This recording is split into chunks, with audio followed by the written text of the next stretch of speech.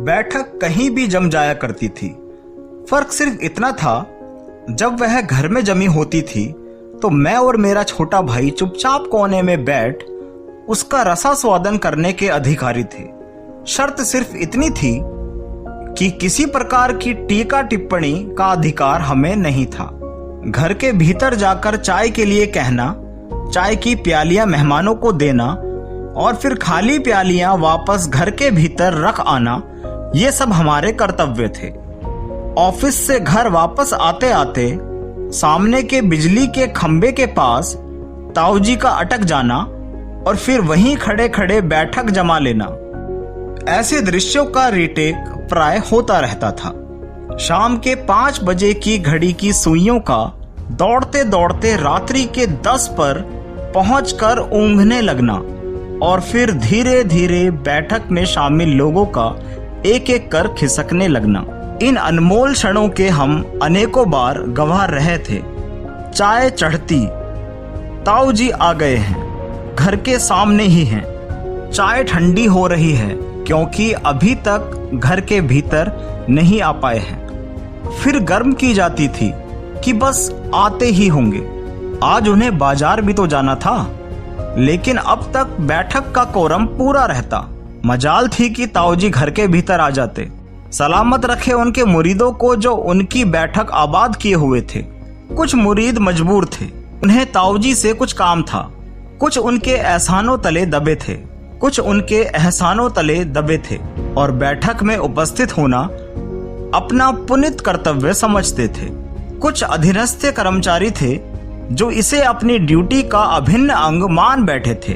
कुछ ताऊजी की नस्ल के बैठकबाज थे जो इस कला को सीख रहे थे, जिससे आगे चलकर अपनी खुद की बैठकें जमा सकें। आज मैं समझता हूं कि जरूर किसी हकीम ने ही ताऊजी को सलाह दी होगी, पाल ले एक रोग नादा जिंदगी के वास्ते। बैठकबाजी के रोग ने उन्हें बुरी तरह घेर रखा था, किंतु वही उन्हें जिंदा दिल भी बनाए हुए था। वरना उनकी जिंदगी जिन तूफानों से गुजरती थी, उनसे पार पाना सामान्य मनुष्य के लिए संभव नहीं था। वे धन्य हैं जिन्होंने ताऊजी की बैठक की शोभा बढ़ाई और जिन्होंने जानबूझकर उससे भागने की कोशिश की। उनके लिए भी कहा गया है, बैठक से भागे फिरते हो, वैकुंठ को तुम क्या पाओगे। इस बैठक में तुम जा ना सके, उस बैठक से निकाले जाओगे। बैठक कब होनी है, किस विषय पर चर्चा की जानी है, यह सब कुछ अनिश्चित रहता था। बातचीत नेहरू की कूटनीतिक सफलताओं असफलताओं से शुरू होकर कब और कैसे कुत्तों की बुलडॉग नस्ल की ओर मुड़ गई, आपको पता ही नहीं चलेगा। त्रिपाठी जी बुलडॉग की खूबियां गिनाते गिनाते स्वयं का मुंह बुलडॉग जैसा क्यों बना लेते थे, यह हमारे लिए अंत तक रहस्य ही बना रहा। ताऊजी का इस विषय में दखल कुछ कम हो रहा होता, अतः वह देसी कुत्तों का महिमा मंडन करते दिखते थे। लेकिन त्रिपाठी जी भी पूरे घाघ थे।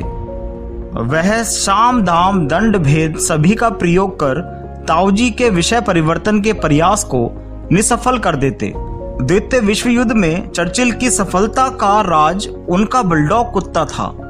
इस रहस्य का उद्घाटन प्रथम बार इसी बैठक में हुई चर्चा के दौरान हुआ था। त्रिपाठी जी के अलावा इस बैठक में एक अन्य नवरत्न चचा फाजिल भी रहे थे। जब से हम उन्हें जानते थे, यही सुनते आ रहे थे कि उनके पास एक लल्लन टॉप ड्रामे की स्क्रिप्ट थी, जिसे सिर्फ ताऊजी ही डायरेक्ट कर सकते थे। ड्रामे डायरेक्ट करने का ताऊजी का लंबा तजुर्बा था, जिसमें हर किरदार को इम्प्रोवाइजेशन की खुली छूट हुआ करती थी। कभी कभी वह स्वयं भी छोटे मोटे हंसी मजाक वाले किरदारों में रंगमंच पर आ जाया करते थे। सिर्फ एक ड्रामा मुझे याद पड़ता है, डायरेक्टर का बाप, जिसमें ताऊजी ने स्वयं मुख्य भूमिका निभाई थी। खैर जाहिर है, चचा फाजिल वाले ड्रामे की स्क्रिप्ट पढ़ने और उस पर काम करने के लिए सभी नवरत्न लालायित थे। उस ड्रामे की स्क्रिप्ट को ना तो कभी पेश किया गया और ना ही कभी सुनाया गया, लेकिन जब भी कभी अच्छे ड्रामे का जिक्र बैठक में होता चचा फाजिल अपना चिराग रगड़कर उस ड्रामे का जिन वहां खड़ा कर देते। एक और नवरत्न जिनका जिक्र करना बहुत जरूरी है, वह थे मास्टर साहब। वह ताऊजी के उस्ताद रह चुके थे और दबंग शख्सियत के मालिक थे। ताऊजी उनका अदब करते थे। इन बैठकों में प्राय वह ताऊजी की बातों को काटने में सबसे आगे थे। इस तरह वह मौके पर अपनी उस्तादी का सिक्का जमाने का अवसर नहीं चूकते थे। विमल रॉय की मधुमती देखने के बाद बैठक में उसकी तारीफों के पुल बांधे जा रहे थे।